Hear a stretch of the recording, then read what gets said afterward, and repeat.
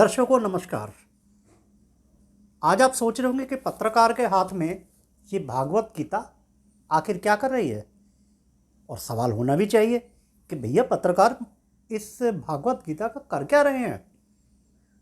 तो मैं आपको बताता हूँ कारण क्या है और वजूहात क्या है, वो क्या विशेष वजह है कि जिसकी वजह से पत्रकार के हाथ में आज ये भागवत गीता है। श्री भागवत गीता भगवान श्री कृष्ण को नमन करते हुए मैं आपकी जानकारी के लिए बताता हूं कि महाभारत का जो किस्सा श्रीमद् भागवत गीता में कहा गया है, वो विशेष तौर से मैं उसका वर्णन करना चाहूँगा।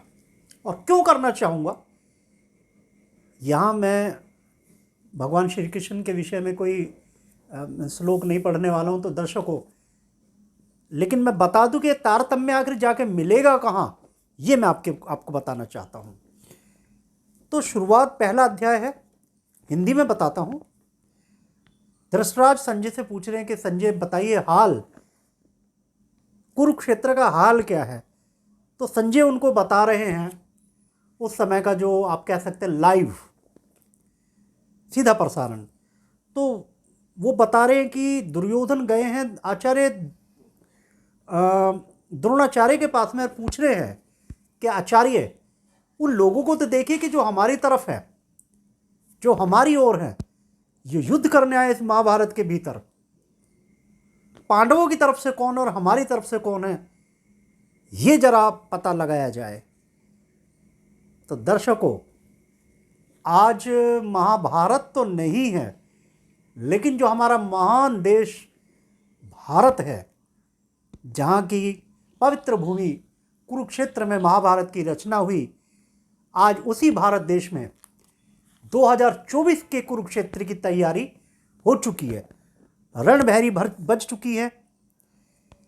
कांग्रेस और राहुल गांधी रथ यात्रा लेकर निकल चुके हैं, जो कि भारत जोड़ो यात्रा के नाम से शुरू की गई है। तो मेरा जो आशय था, यानी मेरे जो कहने का जो अर्थ है, जो मेरा मकसद है, वो ये था, ये बताने का था दर्शकों कि दरअसल 2024 के लिए रणभेरी बज चुकी है। सभी महारथी अपने अपने रथ लेकर निकल चुके हैं 2024 के इस महासंग्राम के लिए। लेकिन आखिर ये कौन कौन महारथी हैं देखें। बिहार से नीतीश कुमार निकल चुके हैं, दिल्ली में विपक्षी तमाम नेताओं को एकत्रित कर रहे हैं। कहीं पे तेजस्वी यादव हैं, कहीं ममता बनर्जी हैं, आग उगल रहे हैं अपने तीक्ष्ण बाणों से, सरकार के ऊपर लगातार हमलावर तेवर अपनाए हुए हैं। एक तरफ अखिलेश यादव हैं, पप्पू यादव हैं, तो एक से एक महारथी जो विपक्ष की तरफ से है, वो अपने अपने तरकशों से बाणों के वार सरकार के ऊपर किए जा रहे हैं।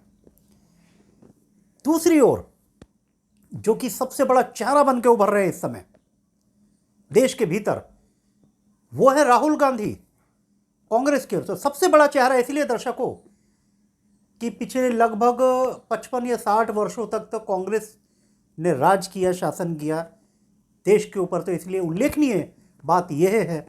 और राहुल गांधी का उल्लेख हो भी क्यों ना भाई, कई राज्यों में उनकी सरकारें हैं, उनके सांसद हैं, विधायक हैं।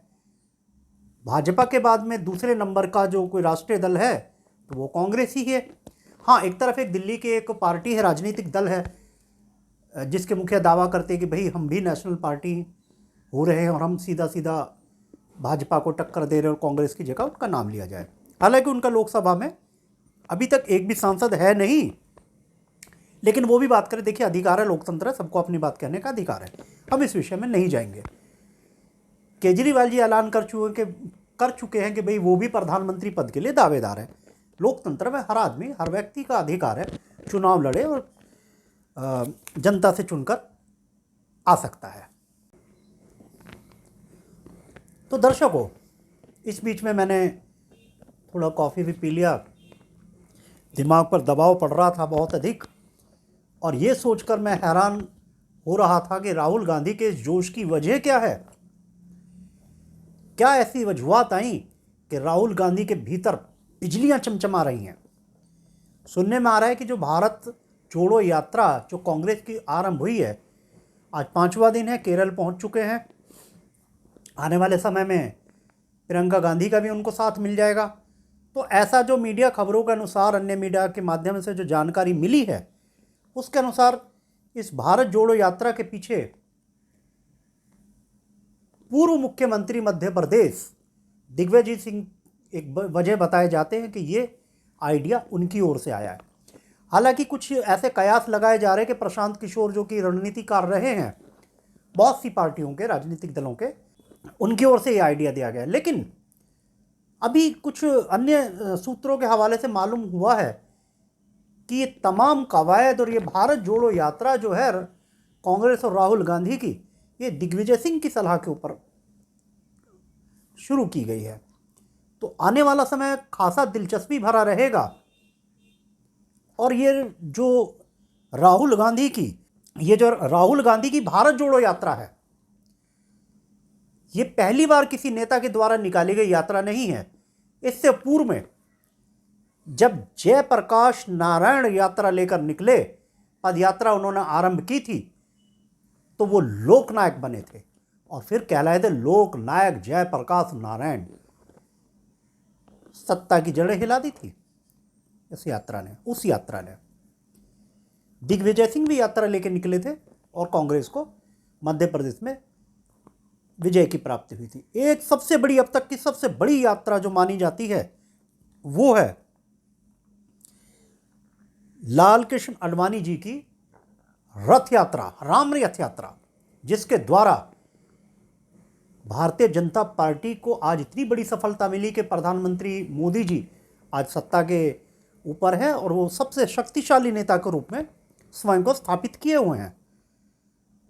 राहुल गांधी को अभी अपने आप को साबित करना है, कांग्रेस को भी अपने आप साबित करना है कि वो असल में वो इस दौड़ में हैं।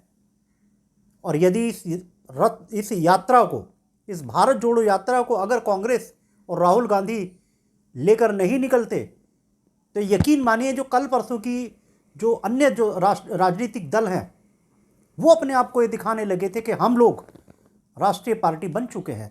तो कांग्रेस के लिए भी अस्तित्व की ये लड़ाई थी जो साबित करना था। जैसे एक मार्केटिंग होती है कि एक प्रोडक्ट दूसरा प्रोडक्ट, एक प्रोडक्ट आता है वो अपने आप को बेहतर लॉन्च करता है, पुराने प्रोडक्ट के लिए अपना अस्तित्व बचाने की लड़ाई होती है, अपने टाइटल बचाने के लिए लड़ाई होती है।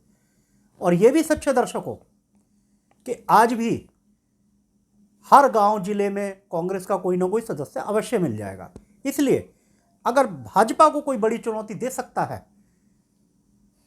तो ऐसा राजनीतिक विशेषज्ञों की राय है, ऐसा उनका मानना है कि अगर कोई भाजपा को कोई टक्कर दे सकती है कोई पार्टी तो वो कांग्रेस ही है।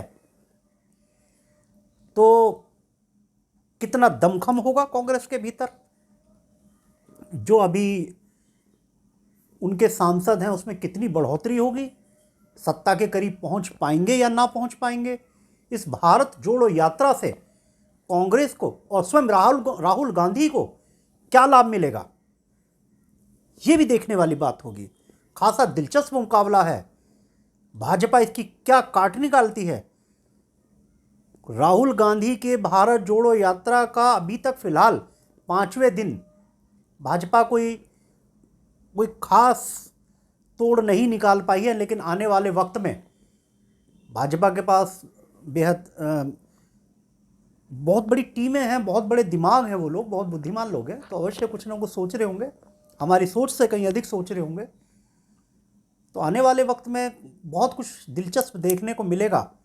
और लोकतंत्र की यही खूबसूरती है, लोकतंत्र है और सबको अधिकार है। भारत जोड़ो यात्रा लेके निकलें या कुछ लेके निकलें, तो आने वाले समय में हम फिर हाजिर होंगे। इसके लिए इतना काफ़ी है। दर्शकों, कल फिर एक नई वीडियो के साथ आपके सामने हाजिर होंगे। तब तक के लिए जय हिंद, नमस्कार।